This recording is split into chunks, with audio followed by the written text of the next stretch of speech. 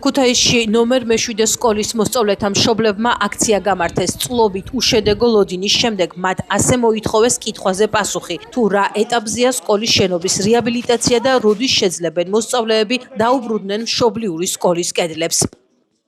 ჩვენი აქ ყოფნის მიზანი გახლავს არა რომელიმე კონკრეტულ პირთან ბრძოლა, არამედ ჩვენი მოთხოვნა არის და ჩვენი მიზანი არის, რომ ხმა მივაწვდინოთ სხვადასხვა სამთავრობო ორგანოებს, ადგილობრივ თვითმმართველობას, რომ გულთან ახლოს მიიტანოს ჩვენი წუხილი, ჩვენი შვილების მდგომარეობა, ვინაიდან მოგეხსენებათ, რომ უკვე თითქმის 3 წელია სხვა სკოლის კედლებში ვართ შეხიზნულები, ძალიან გაჭიანურდა სარემონტო სამუშაოები, ამის გამო ძალიან ბევრი პრობლემები შეგვექმნა, არავინ არ გვეუბნება კონკრეტულად, ანუ გვეუბნებიან უпростоრად, მაგრამ მაინც მიუხედავად ამ თარიღებისა, ყოველთვის რატომღაც იწელება ეს, რომ ჩვენ დავბრუნდეთ ჩვენ სკოლაში, ერთადერთი თხოვნა ის არის, რომ გადადგან ისეთი ქმედითი ნაბიჯები, რაც მიმართული იქნება იმისაკენ, რომ დროულად მოხდეს აი ამ ბავშვების თავიანთ სკოლის კედლებში სწავლის გაგრძელება.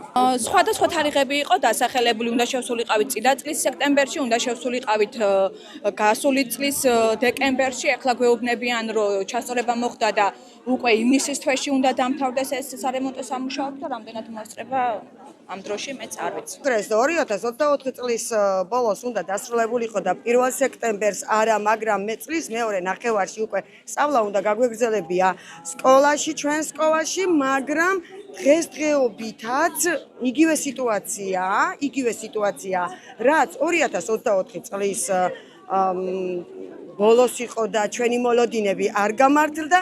ნუ დღესაც ვერავინ, არ ვიცი, დირექციასაც პასუხს ვერ გუცემს ზუსტად, იმიტომ რომ თვითონაც შეწუხებულია მოსწონს ჩვენი ეს მდგომარეობა, თვითონაც შეწუხებულია ამ მდგომარეობით, თვითონაც წუხს, მაგრამ აი ის რომ ვინმე პასუხისგება მისცეს, თუ ჩვენ დირექტორს და დირექტორის უკან ჩვენ დგევართ მშობლები, რომლებიც მოლოდინში ვართ, პასუხის მშობლები იმ პრობლემებზეც საუბრობენ, რაც სკოლის სარეაბილიტაციო სამუშაოების გაჭიანურებამ ბავშვებს შეუქმნა. აქციაზე შეკრებილთა თქმით, მოსწავლეები შეცვლილი სასწავლო რეჟიმის გამო ვერ ახერხებენ შესაბამისი განათლების მიღებას.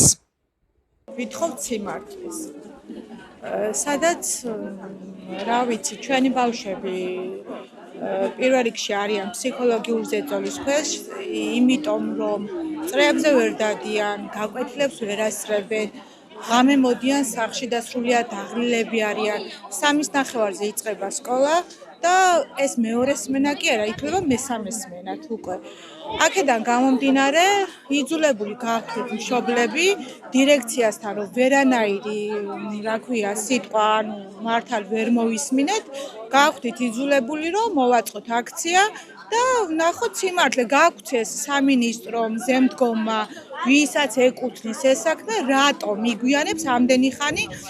უნდა ყოფილიყო ივნისისთვის დამთავრებული უკვე სამუშაოები, ივნისისთვის კი არა, არამც თუ დაწყებული არ არის, ეს სამუშაოები და როდემდე უნდა ვიწამოთ ჩვენ მშობლებმა და ჩვენმა შვილებმა.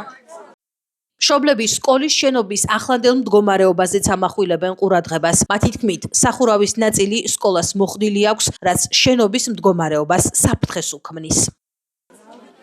ეხლა რა მდგომარეობა არის? კატასტროფა არის.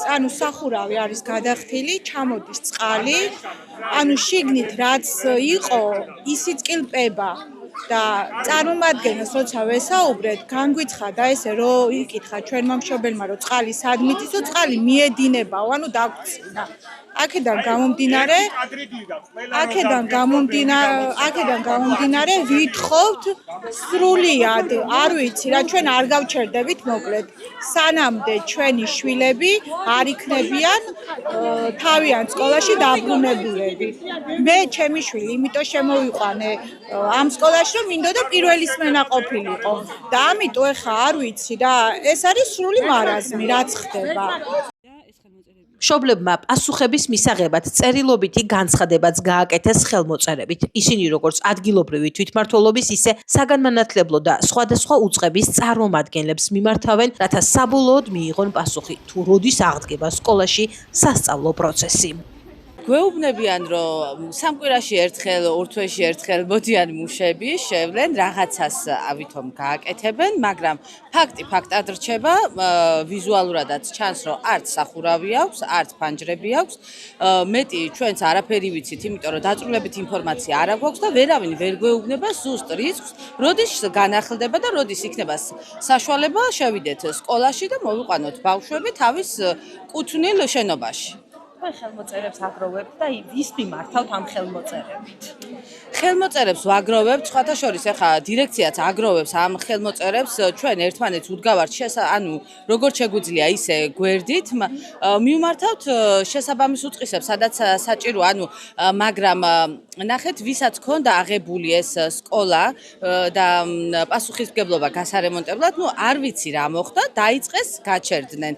დაიწყეს, ეხლა ისიც არ ვიცით ზუსტად რომელმა კომპანიამ უნდა გააკეთოს და არაფერი ზუსტი პასუხები არ აქვს სამწუხაროდ. სატენდერო დოკუმენტაციის მიხედვით თავდაპირველი კონტრაქტი ქუთაისის ნომერ მე-7 სკოლის რეაბილიტაციასთან დაკავშირებით SSI საგანმანათლებლო და სამეცნიერო ინფრასტრუქტურის განვითარების სააგენტოსა და კომპანია ბრიტანია კონსტრაქშენ შორისაა გაფორმებული. სკოლაში 5,667,779 ლარის ღირებულების სარეაბილიტაციო სამუშაოები უნდა განხორციელებულიყო. სამუშაოების დასრულების თარიღად კი 2024 წლის 28 ნოემბერს დადებულ ხელშეკრულებაში 2025 წლის 22 დეკემბერი იყო განსაზღვრული. ხელშეკრულებაში 4 ცვლილება შევიდა. ბოლო ცვლილება 2025 წლის 30 დეკემბერს დამტკიცდა, შედეგად სამუშაოების დასრულების თარიღად უკვე 2026 წლის 22 ივნისია განსაზღვრული. ამასთან უნდა აღინიშნოს, რომ ხელშეკრულებაზე ხელმომწერი უკვე არა საგანმანათლებლო და სამეცნიერო ინფრასტრუქტურის განვითარების სააგენტო, არამედ მუნიციპალური განვითარების ფონდია. სატენდერო დოკუმენტების მიხედვით თავდაპირველი დამკვეთი უწყება ლიკვიდირებულია, ხოლო მისი სამართალმემკვიდრე 2025 წლის 30 ივლისიდან მუნიციპალური განვითარების ფონდია. შეფერხების ერთ-ერთ მიზეზად, როგორც ქუთაისის ნომერ მე-7, ისე სხვა სკოლების რეაბილიტაციის პროცესში, სწორედ აღნიშნული პრობლემაა დასახელებული. ხელშეკრულების ცვლილების დოკუმენტში კი ვკითხულობთ.